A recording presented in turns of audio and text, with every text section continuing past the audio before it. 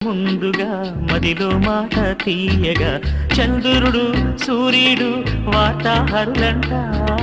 రేపవలు ఎప్పుడైనా లేఖలు నిన్నే చేరునోయ్ అదిలే కాలము జీవితం మేఘం తెల్ల కాగితం రాసే నీకే ముందుగా